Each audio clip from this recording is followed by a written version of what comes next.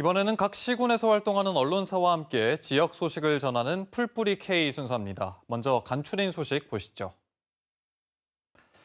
먼저 무주신문입니다. 사업비 10억 원가량이 투입돼 2008년 문을 연 용포공예원이 수년째 방치되면서 건물 매각과 임대 등 활용 방안 마련이 시급하다고 보도했습니다. 신문은 무주읍 옛 용포초등학교를 활용해 지은 용포공예원이 일부 낡은 건물에 안전 문제가 발생하고 임대업자와 계약 기간도 끝나면서 2017년부터 방치돼 왔다고 전했습니다. 다음 진안신문입니다. 지난 17일 마령면 행정복지센터 강당에서 특별한 졸업식이 열렸다는 소식입니다.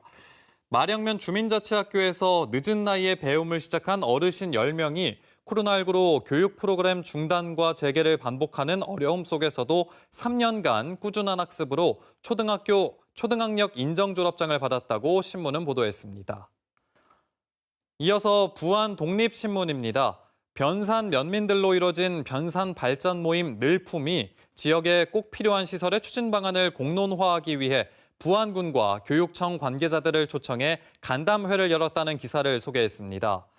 열린 도서관과 놀이터 등 지역에 필요한 시설을 조성하기 위해 논의와 견학 등 다양한 노력을 기울인 늘품의 활동들이 풀뿌리 민주주의를 실현한다는 평가를 받고 있다고 신문은 전했습니다. 이어서 김제 시민의 신문입니다. 지난해 12월 전통시장 천장 한복판에 설치된 용 장식물이 세금 낭비 논란을 불러일으키고 있다는 기사입니다.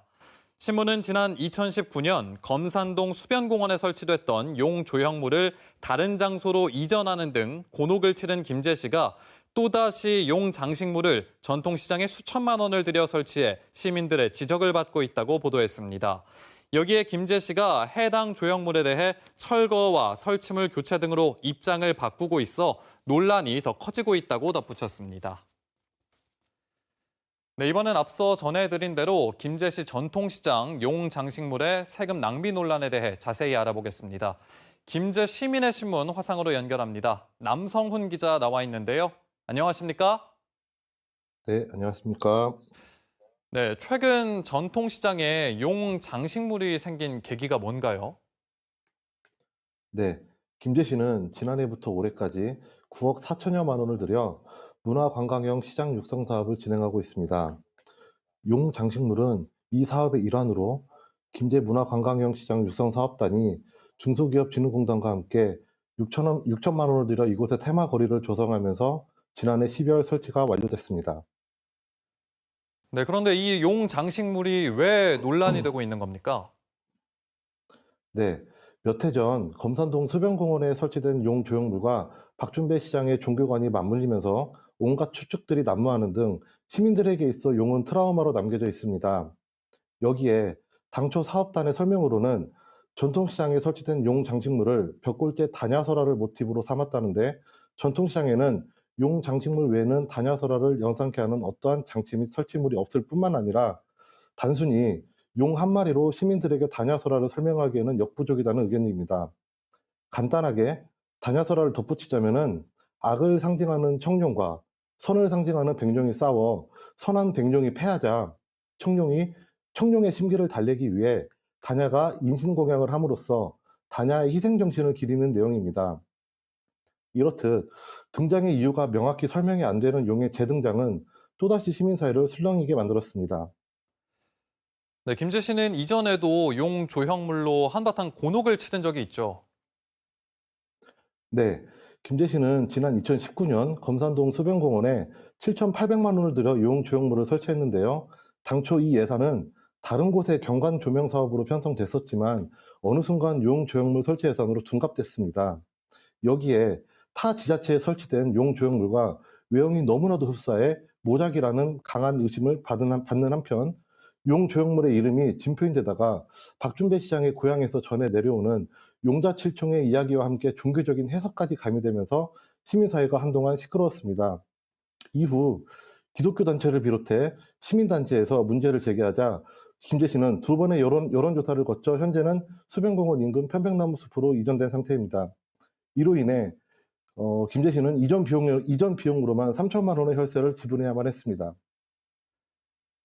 네, 이번 전통시장 용 장식물에 대해서도 시민들의 시선이 곱지만은 않은 것 같은데 이 상황에서 김재 씨의 입장을 좀 전해주시죠. 네, 먼저 결론부터 말씀드리자면 문제가 되고 있는 용 장식물을 다른 것으로 교체하겠다는 입장입니다.